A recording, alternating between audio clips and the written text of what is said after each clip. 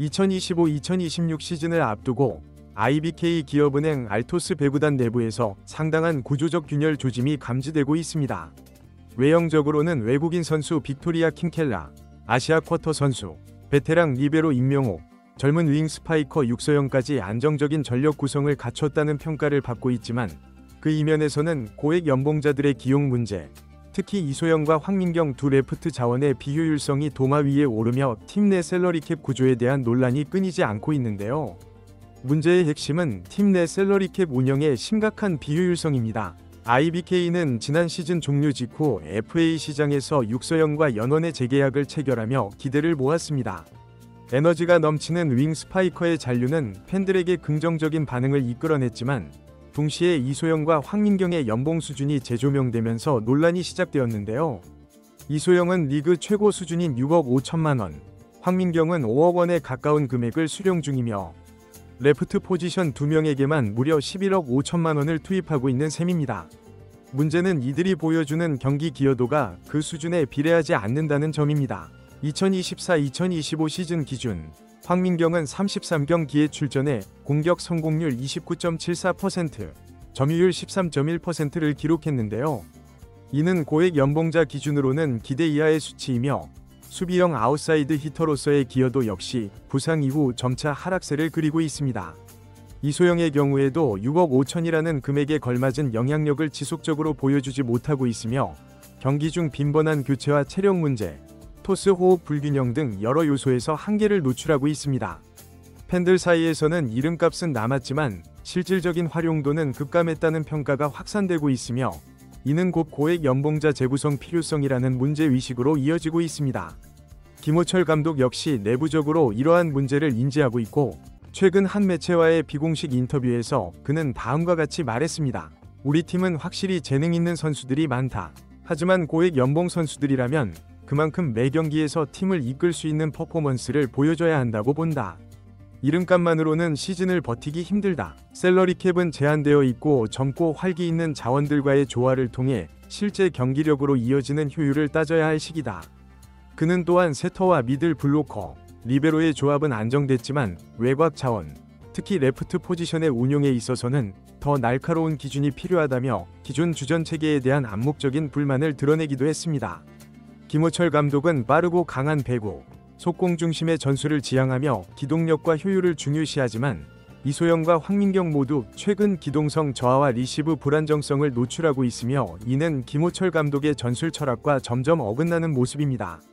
팬들 사이에서도 이들 고액 연봉자에 대한 실망감이 커지고 있고 커뮤니티에서는 레프트 포지션에만 고액 연봉자를 중복해서 두는 건 셀러리캡 낭비, 이소영과 황민경을 동시에 쓰는 구조는 이미 실패한 실험이라는 비판이 지배적입니다.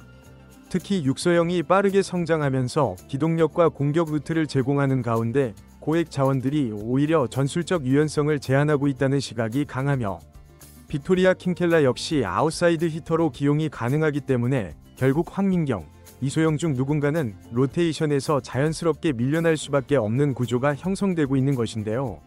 이런 흐름 속에서 황민경과 이소영의 트레이드설은 점차 구체화되고 있습니다.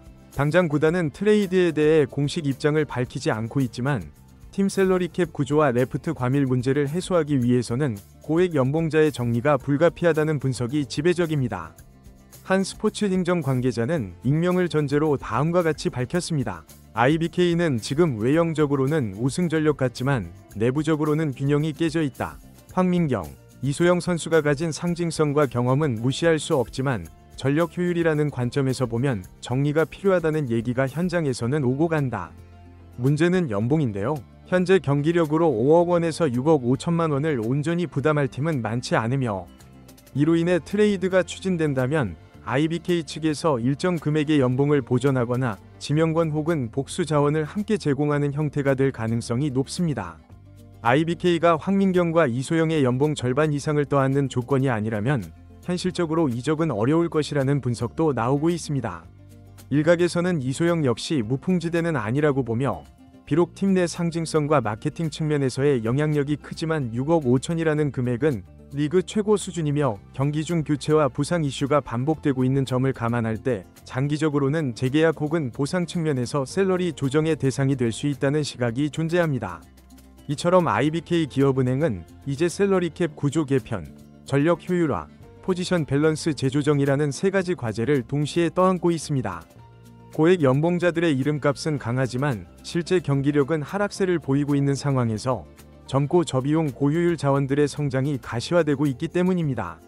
특히 세터 자원 확보가 시급한 현재 상황에서 황민경 트레이드를 통해 셀러리캡을 확보하고 세터를 영입하는 시나리오는 점점 현실적인 선택지로 부각됩니다.